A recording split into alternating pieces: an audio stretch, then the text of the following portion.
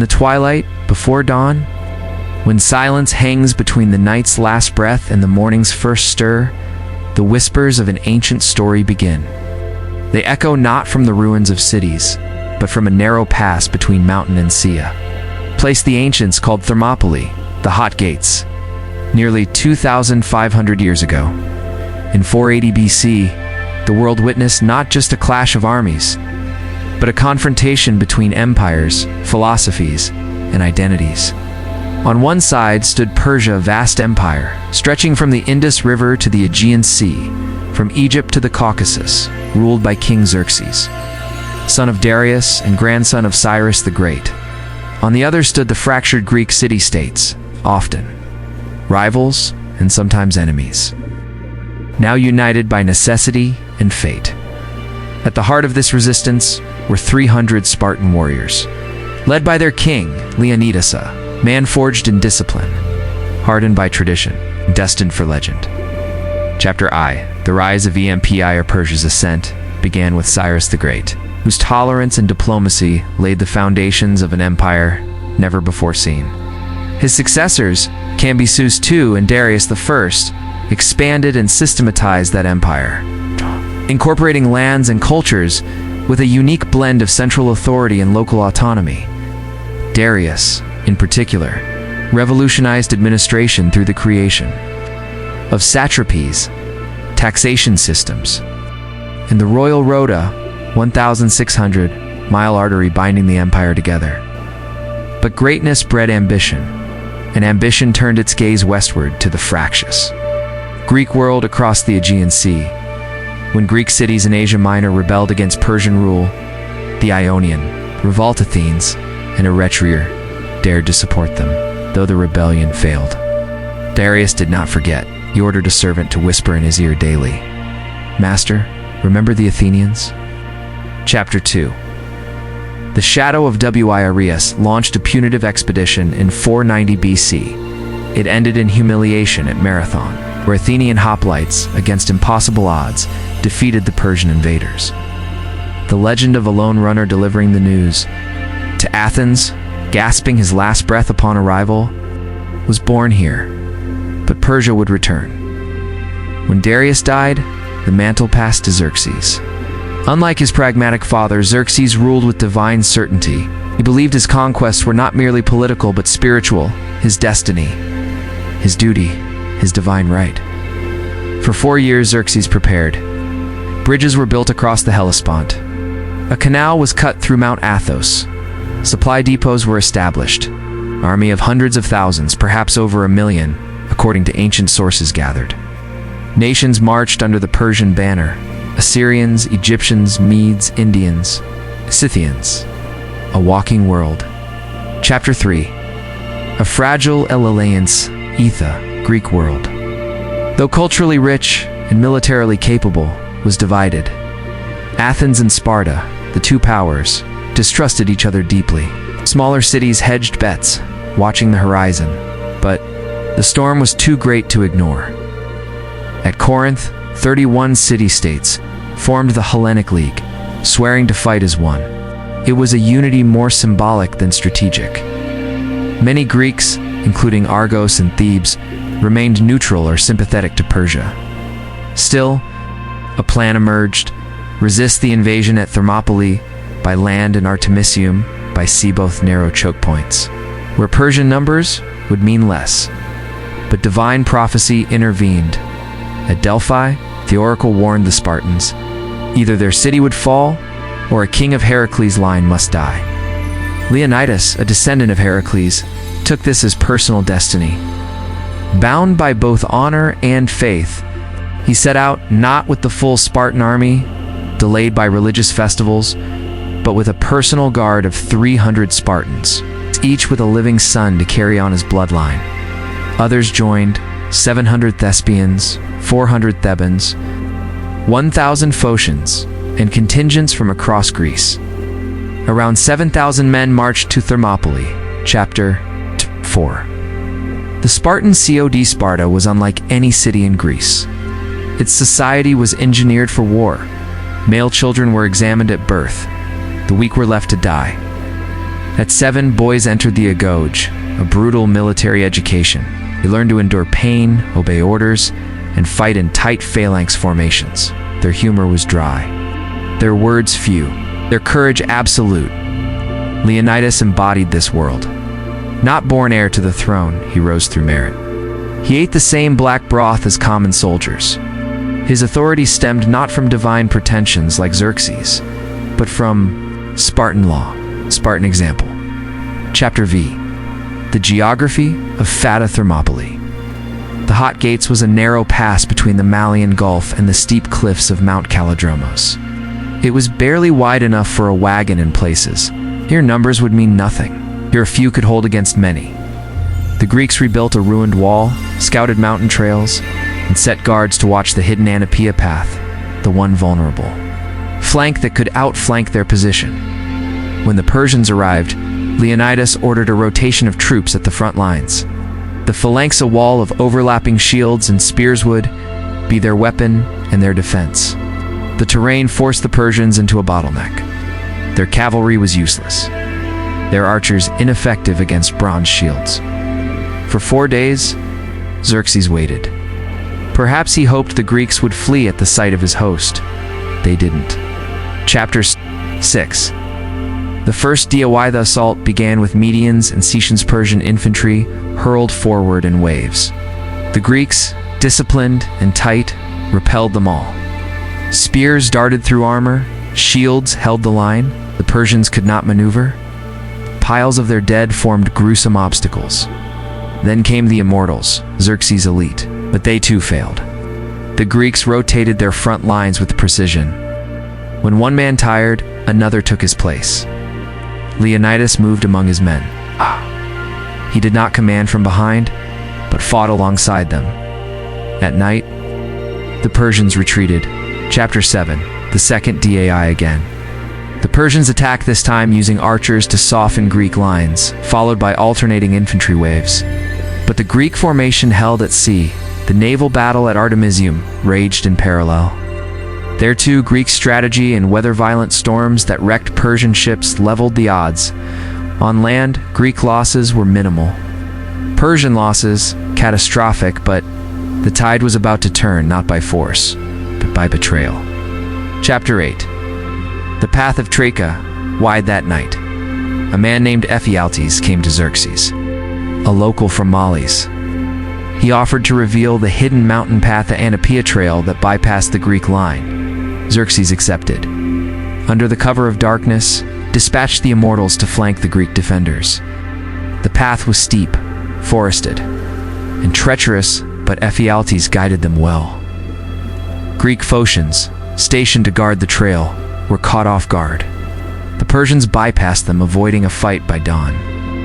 They were behind Leonidas's position. Chapter IX. The final DECISUON when scouts reported the flanking movement. Leonidas gathered his commanders. Options were grim. Retreat risked destruction. Resistance meant death. Leonidas made his choice. He ordered most of the Greek contingents to withdraw.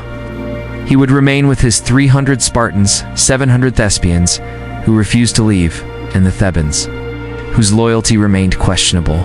He would fulfill the prophecy, would hold the line not for victory, but for legacy. Chapter X. The final DAY at dawn, under a crimson sky. The final chapter began. The Persians advanced from both sides, immortals from the rear, fresh troops from the front. Leonidas and his remaining men, Spartans, Thespians, and a few Thebans, abandoned their defensive wall and moved into the wider part of the pass. Their purpose had shifted. No longer were they holding ground. Now, they fought to inflict damage. Every Persian they killed was one less to face the armies gathering farther south. With shields locked, spears raised, and hearts resolved, the Greeks braced for death. Their formation shifted into a circle, a bronze-ringed bulwark facing all directions. It was a formation for last stands, for those with no retreat and no tomorrow. Chapter. Death without Difa. The fighting was brutal. The Greeks fought with broken spears, with swords, with daggers, then with fists and rocks, when even blades failed. Persian archers rained arrows from above. Infantry surged forward in waves. Yet the Greeks did not break. Leonidas, ever in the thick of the fight, was struck down. The exact cause is lost. Some say a spear, others an arrow butt. All agree on what followed. The Spartans fought to reclaim his body, beating back Persian assaults again and again, refusing to let their king's corpse fall into enemy hands. Eventually they retrieved him. They carried his body into the circle of their final stand and surrounded him. It was not just loyalty, it was ritual. Spartan law demanded a warrior either return with his shield or be carried home upon it. Chapter 12. The legacy of the Thespians, citizen soldiers from a modest Boeotian city, stood shoulder to shoulder with the Spartans to the end, lacking the Spartans' lifetime of training. They still died without flinching. The Thebans, whose loyalty was always in doubt, surrendered. Some begged for mercy. Xerxes spared them, though Herodotus questions their sincerity. The final, Hilda Mound, where the last defenders gathered, became a storm of violence. Surrounded on all sides, their numbers dwindling, the Greeks fought with a desperation beyond courage. This was the edge of death. This was immortality being forged in blood. Eventually, Persian numbers overwhelmed them. Xerxes ordered Leonidas, body found, decapitated, and impaled, a rare act of vengeance meant to break Greek morale. It had the opposite effect. Chapter 13. Artemisium and the Saa. While Thermopylae raged, the Greek fleet fought at Immerse. Their two Persian numbers were massive, over 600 ships. The Greeks had fewer than 300. Yet strategy, seamanship, and luck, particularly a fierce storm that wrecked part of the Persian fleet, kept the naval battle from becoming a rout. The Greeks used circular formations, outmaneuvered larger ships, and struck in small engagements. Day after day, they held. When word reached them that Leonidas was dead and the pass was lost, the Greek navy withdrew southward strategically, not in panic. This was not the end. It was the beginning of a greater trap. Chapter 14. Athens Buarn. With Thermopylae breached and the fleet in retreat, Xerxes marched south. City after city fell or submitted. The Athenians, under Themistocles' direction, made a radical choice. They abandoned Athens. Entire population evacuated to Salamis Island, leaving behind only a few defenders and priests. When Xerxes arrived, he found an empty city. Enraged, he ordered the Acropolis burned, razing temples and homes alike. It should have been his triumph. Instead, it was a spark. The Greek fleet, watching smoke rise from across the strait, prepared for what would become the war's turning point, the Battle of Salamis. Chapter 15. A wider visture at Salamis. In the narrow straits, Themistocles turned geography into a weapon. The massive Persian fleet, forced into a bottleneck, was torn apart by Greek triremes using speed and ramming techniques. Persian losses were devastating. A year later, Greek land forces, including many who had fled Thermopylae, routed the remaining Persian army. The invasion was over. The Greeks had won not through numbers, but through unity, strategy, and above all, resolve. The stand at Thermopylae had bought them time, had proved resistance possible, had turned myth into morale. Chapter 16. The death that became immortal after the war. The fallen were honored. At the site of the last stand, the Greeks erected 3 inscriptions. One read, "Go tell the Spartans, stranger passing by, that here, obedient to their laws, we lie, simple, laconic, eternal." Leonidas was reburied in Sparta. His statue, erected centuries later, still stands, shield raised, gaze unbroken. The lone Spartan survivor, Aristodemus, who had been ordered away due to illness, faced scorn. Branded a trembler, he lived in disgrace till he redeemed himself with a suicidal charge at Plataea. Even in survival, there was expectation. Chapter 17. Legend takes ROO to Herodotus. The father of history was the first to tell the full tale. His histories gave Thermopylae shape, drama, and voice. He preserved the names of the 300. He told of Denix, who, when warned that Persian arrows would blot out the sun, replied, "Good, then we shall fight in the shade." Thermopylae entered Greek education, art, and politics. Sculptors carved. The warriors, poets praised them. Ouch. Dramatists echoed their courage on stage. In Sparta, their story was recited each year. In Athens, even amid rivalry, they were honored.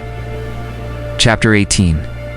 Through the ages as centuries passed, Thermopylae became more than a memory, it became metaphor. Rome adopted its values: honor, sacrifice, law. Pliny called it the most glorious battle ever fought on land. Byzantium saw Christian martyrdom in the Spartan death. Fight for freedom became a spiritual act during the Renaissance. Humanists embraced Thermopylae as the embodiment of civic virtue. Machiavelli wrote of it. Jefferson recommended reading Plutarch's accounts. In the Greek War of Independence, rebels invoked Leonidas. Lord Byron, who died fighting for Greek freedom, wrote, "Of the 300, grant but 3 to make a new Thermopylae, modern." Greece still draws from that well, so does the world.